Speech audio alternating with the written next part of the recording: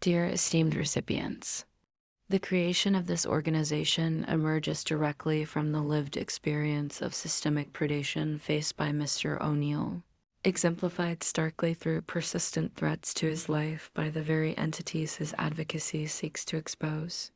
In illuminating and rigorously documenting these predatory patterns, Mr. O'Neill has systematically gathered empirical evidence since 2018, demonstrating unequivocally how institutionalized predation thrives upon engineered vulnerabilities, systemic negligence, and the purposeful exploitation of marginalized individuals. Central to this investigation is the recognition that predators, both individually and institutionally embedded, require and exploit environments carefully cultivated to weaken their prey.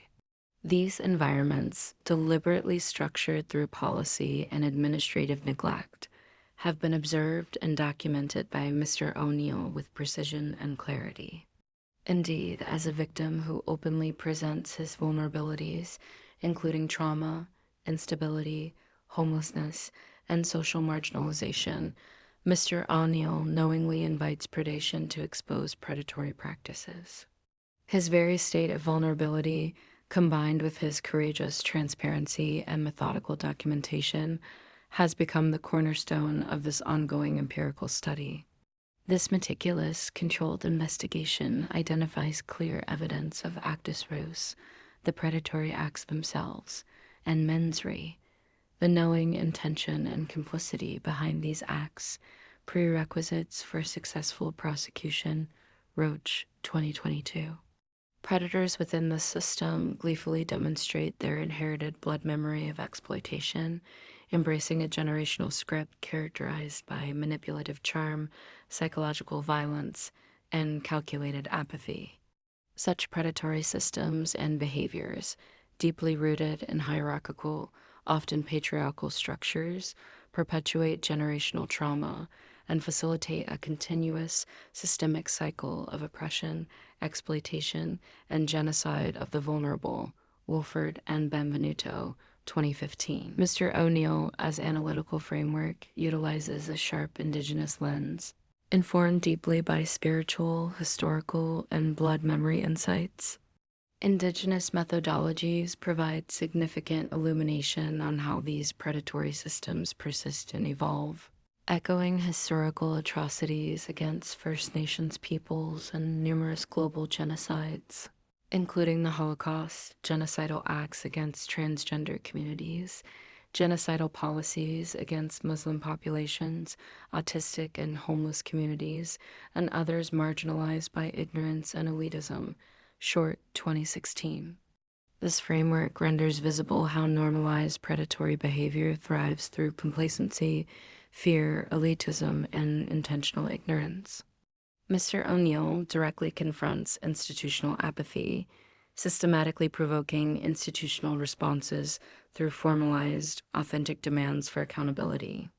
His fearless approach deliberately rejects societal expectations of victim passivity.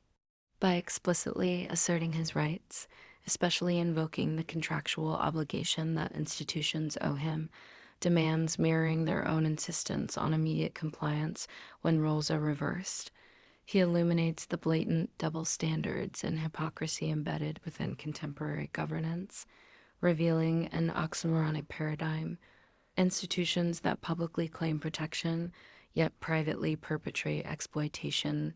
Razik, 2016.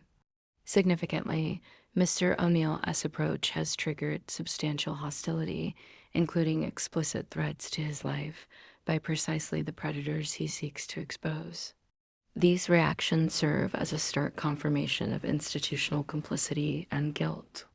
The systemic and reflexive nature of the hostility confirms the predatory ecosystem's inherent instinct to self-preserve through intimidation, obstruction of justice, and violent retaliation.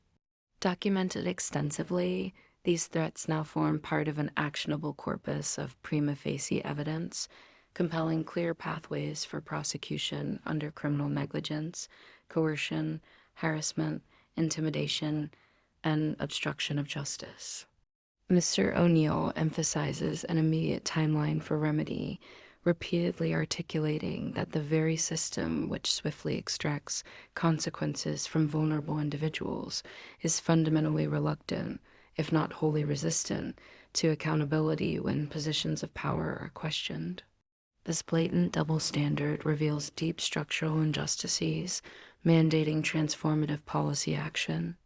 By methodically recording these interactions, Mr. O'Neill has illuminated the desperate urgency of constitutional amendments and policy shifts, particularly regarding accountability mechanisms, equitable application of justice, transparency mandates, and rigorous empathy screening for leadership roles.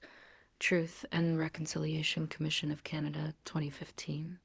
Therefore, the creation of Mr. O'Neill S. organization is not merely an act of resistance, but an imperative pursuit of truth, justice, and systemic transformation. It embodies a ruthless commitment to transparency, accountability, and human dignity, confronting the foundational violence sustaining institutional predators. As Ruth Wilson Gilmore succinctly observes, where life is precious. Gilmore, 2007.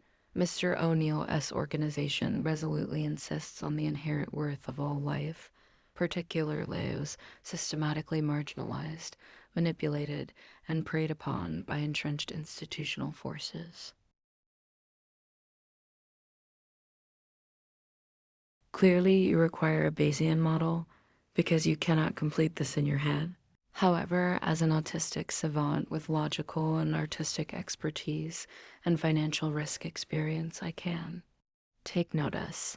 Should you refuse this analysis, I will die, and you will never ever be able to prove you were not an accomplice in my abduction and being tortured to death.